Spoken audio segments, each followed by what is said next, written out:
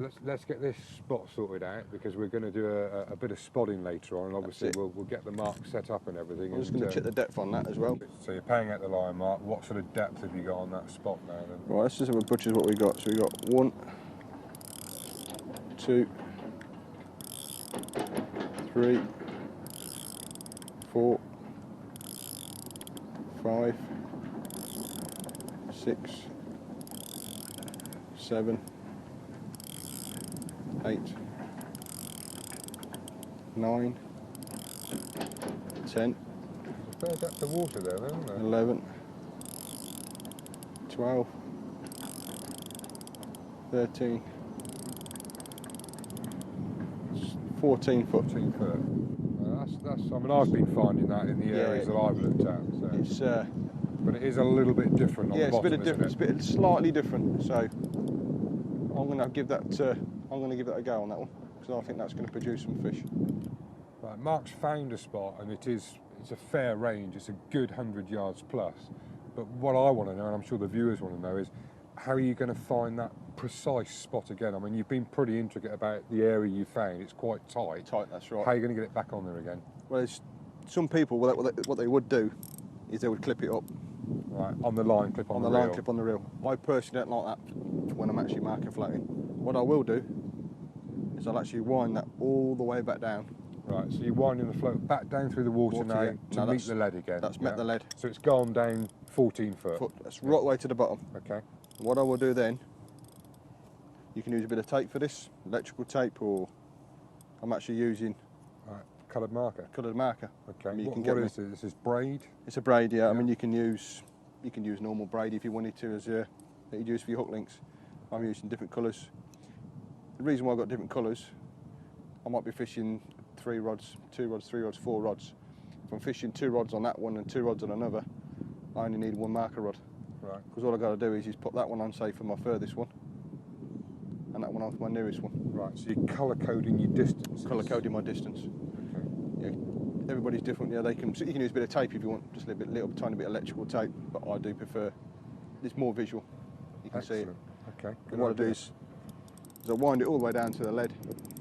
That's at the bottom. Yeah. What I would do then is just cut a piece of this off. I'm going to take those scissors for you, Mark. Thank you. Put that back in there because I know you'll be having it. That's right down tight to the lead. All I'm going to do now is literally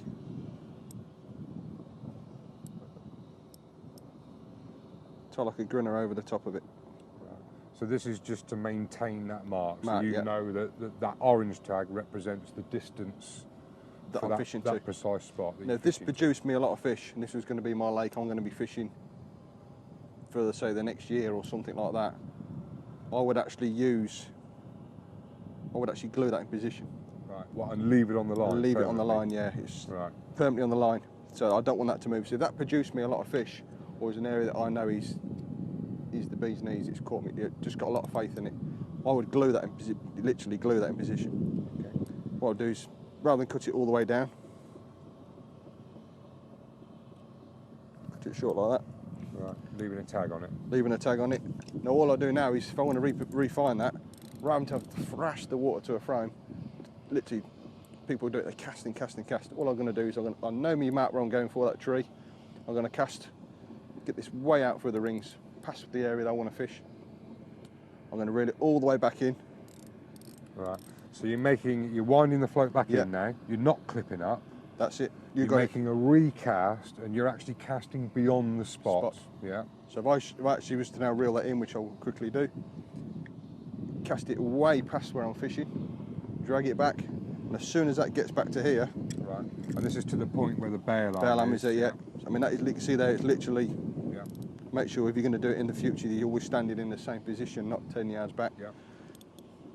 That is literally dead tight down to the lead. So as soon as you get back to there, you've got to be on your original spot. If you've got your coordination right with the far bank with yeah. your visual marker, and everything's straight, and the tag's back there, you bang on that spot again. Yeah. If I was going to do this, if I was going to fish this lake for, say, for the next 12 months, I would have a notebook. I mean, I might put that one by the side of that one. I'd start off with this head of yellow, then the orange. I'd mark the peg, or the peg number, or the peg name, or whatever into the notebook.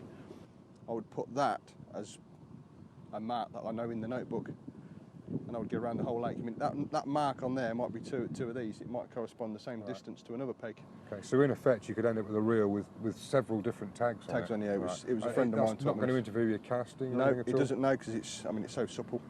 Right. I mean, I can remember telling you about Steve Watson. Steve Watson, yeah. God rest his soul, yeah, from Nottingham. Yeah, the angler's an absolute genius. He told me this one, and he showed me his notebook. I'd love to get my hands on it, because that would be just for keepsake, really. It's because he told me, and I've actually got one myself.